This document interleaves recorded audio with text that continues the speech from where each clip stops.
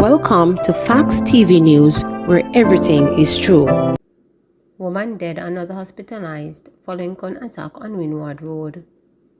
A woman was shot to death and another hospitalized following an attack at a bar on Windward Road in Kingston on Thursday.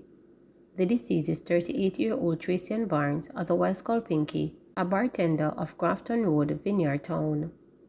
It's reported that sometime before 2 o'clock Thursday afternoon, both women were at the rear of the premises when a man entered and purchased a cigarette from the bartender in the bar area. He reportedly smoked it, then went to the rear of the premises, pulled a handgun and opened fire at a group of women. Miss Barnes was shot in the head.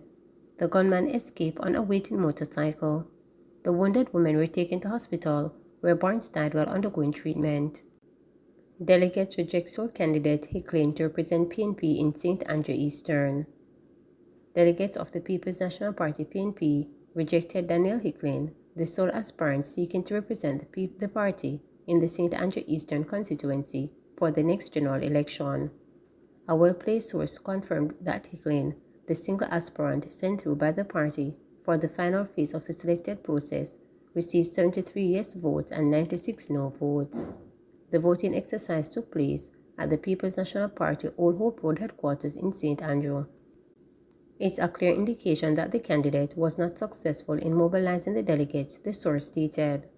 The seat was last contested by Vanessa Phillips for the opposition party in the September 2020 general election. Phillips, the council for the Papine division, was unsuccessful in her bid. She has since left the party. The governing Jamaica Labour Party, Favor Williams, is a parliamentary representative in that constituency. 3 rifles, handguns seized in St. James. 3 rifles, 1 handgun, and an assortment of ammunition were seized by the St. James Police during a joint police-military operation in the parish on Thursday. No one was arrested in relation to the seizure.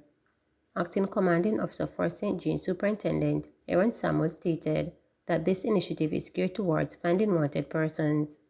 We are targeting one of our most wanted persons, and today we were able to disarm his gang by 4 weapons, stated SP Samuels. He reassured the residents that the police will continue to disarm gunmen and gangs to keep their communities safe. Our main intention is to have the residents of Montego Bay St. James feel safe, to let them know that the police are working to ensure that we protect them so that they can enjoy going out about their lives without having to worry about these criminals, SP Samuels added. The police are encouraging individuals to share information about guns, gangs, and wanted men by calling their local police or Crime Stop at 311. Valls expresses discontent over airport runway closure, orders full investigation.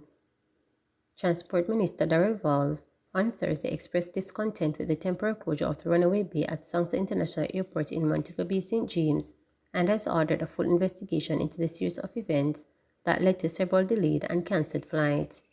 No effort will be spared to ensure that this mishap does not reoccur, Valls stated.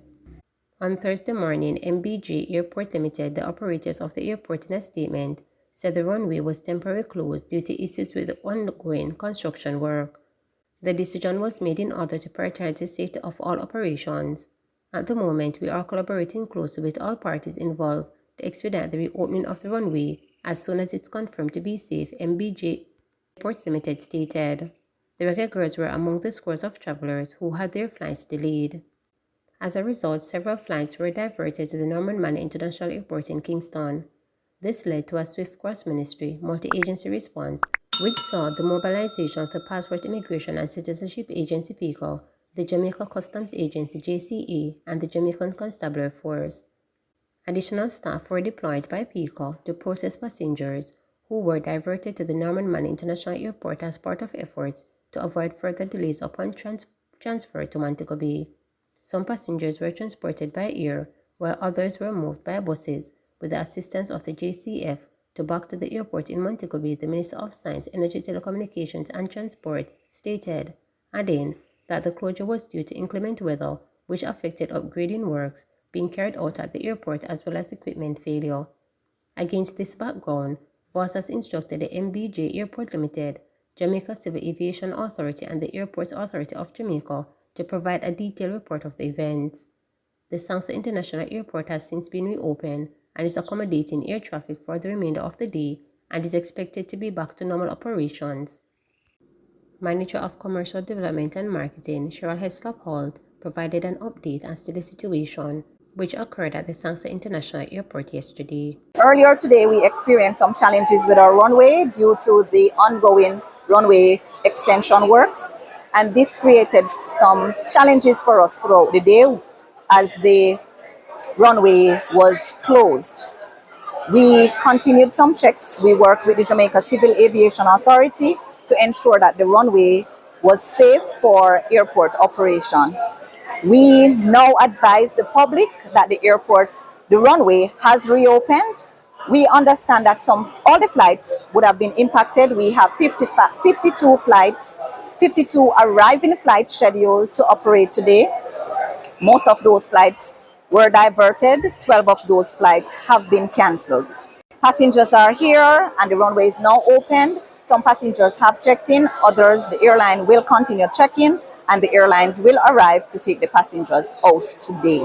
For those flights cancelled, arrangements have been made with the passengers. Some airlines have already indicated that they have extra flights operating tomorrow to facilitate those passengers impacted. Some passengers, they will make their own accommodation arrangements. Some airlines may make those arrangements for passengers, but also the ticketing area of the airport will remain open to facilitate any passenger who is unable to make arrangements for accommodation for this evening. So we have our customer experience representatives as well as the airlines and ground handlers. It's all hands on deck, persons who are not even customer service agents. They are on the ground just providing information to the passengers and to keep them updated as to what is happening. BCIC donates $1 million to Mango Valley Papaya Project with food for the poor. General insurance provider BCIC has donated $1 million to the Mango Valley Papaya Project in collaboration with Food for the Poor. Through the contribution, BCIC aims to address the challenges faced by farmers in the Mango Valley community and promote climate-smart agriculture as a powerful tool for fighting against drought, the company said in a press release. The Mango Valley Papaya Project is a one-year project that forms a part of Food for the Poor's 40th anniversary celebrations. BCIC's partnership with Food for the Poor will ensure that these farmers receive the necessary training and equipment to implement sustainable farming practices that will enhance their resilience to climate challenges. With climate change increasingly impacting agricultural regions worldwide, the Mango Valley community has encountered difficulties in sustaining its papaya crops due to the prolonged drought. The donation will fund innovative solutions such as rainwater harvesting and drip irrigation system to combat water scarcity and improve overall agricultural productivity. The recipient of the donation from BCIC, Harold Brown, was effusive in his praise for the company as he discussed how difficult life has been for him and his fellow farmers. I want to say I am grateful for you guys to come on board to us, not only to me, but for the others of us who are in need. People, continue to do what you do best. God bless you and keep you, and may your food basket never go empty. Thanks for everything and guidance and protection for you, he stated. Through the implementation of climate-smart agricultural practices, the project aims to achieve increased income for farmers and improve productivity efficiency, leading to higher yields and better quality crops.